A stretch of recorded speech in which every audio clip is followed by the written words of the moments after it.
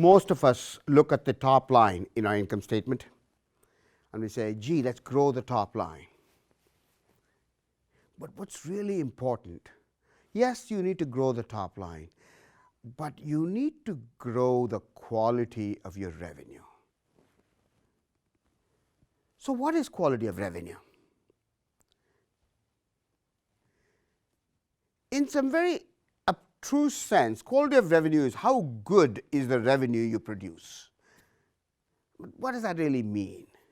The easiest way to measure it is, what is your gross profit? If you sell $100 worth of stuff and you have to do $99 of work to get the $100 of stuff, then you got $1 gross profit. Is that really good? Versus you sold $50 worth of stuff and it worked only $20 worth of work to do $50 worth of stuff, you made $30 gross profit. Isn't that better? So quality of revenue is in essence the gross profit you derive from that revenue. What we're going to talk about is how do you improve the quality of revenue. And I'm going to suggest that there are 3 ways to improve the quality of revenue.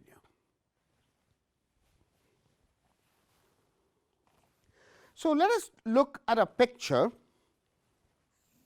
where this is the price that the customer pays, and this is the value the customer perceives.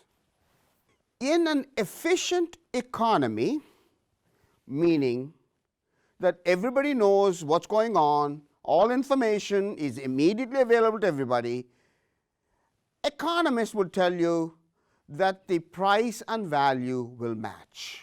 Nobody is going to pay more than the value of something, and nobody is going to sell it for less than the value of something.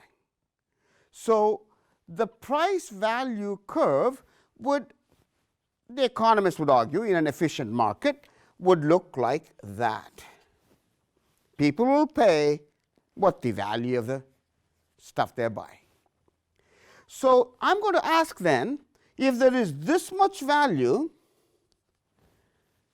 how did the vendor produce that value? I'm going to suggest that that value is produced in 3 segments.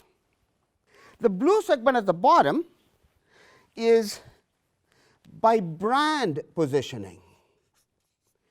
This is the value you're getting because of your brand.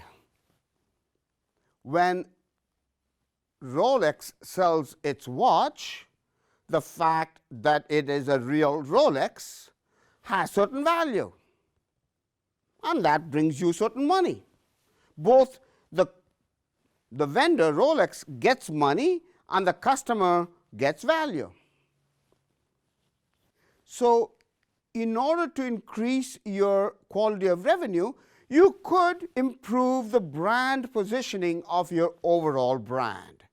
So you might decide, listen, my brand doesn't seem to have an adequate value in the marketplace. It is really worth more than customers associate value with it. So I'm going to take special efforts, possibly spend some significant amount of money to establish a better brand positioning for my company and all of my products and services as a whole. That's an investment I'm going to make. It will last me a long, long time.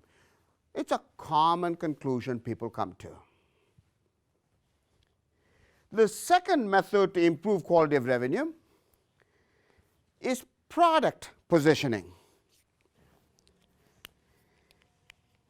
The brand positioning limits you on how you can position your product, but within that limitation, you can position your product in different ways. Your product positioning is limited by your brand positioning.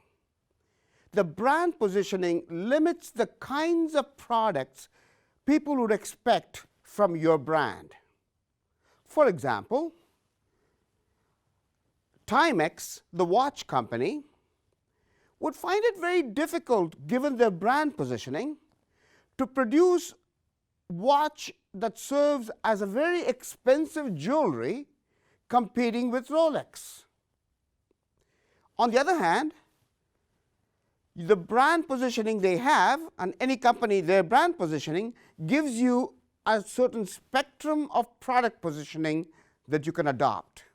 Timex, for example, known for very efficient, very effective, very reliable watch pieces, could say, I am going to produce a watch specifically for scuba divers that has the ability to withstand the kind of pressure and the water that scuba divers have to endure, and that watch is going to be positioned as a watch for scuba diving, and the product positioning is going to allow me to sell it at a certain price.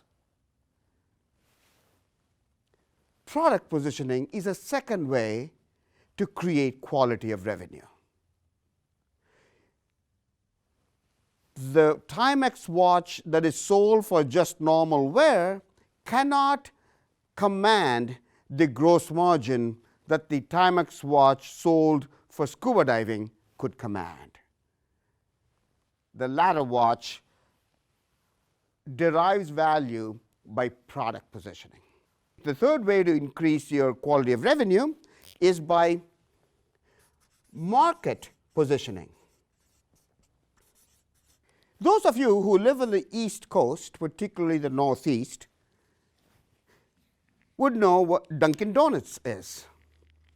Or in Canada, Tim Hortons. These are coffee places that sell coffee. And many people in these areas go for their Timmy's in the morning or the Dunkin' Donuts in New England. They have positioned their coffee to certain markets. Ask yourself, what is the difference between their market positioning and the market positioning of Starbucks? They too sell coffee, but the market they're going after is the kind of person who somehow feels better at ordering a triple grande non-fat mocha cappuccino. You'd be laughed out of the store at Dunkin' Donuts for ordering something like that. Market positioning allows you to take your product and its brand to a particular market. Market positioning is a way to take your product, direct it at a particular market, and derive a higher value. Increase your quality of revenue. Improving your revenue, growing your revenue is important. But even more important is growing the quality of your revenue. Your quality of your revenue is based on the brand positioning of your company, product positioning of the product, and market positioning of how you sell the product. Ask yourself, how can you improve the quality of your revenue?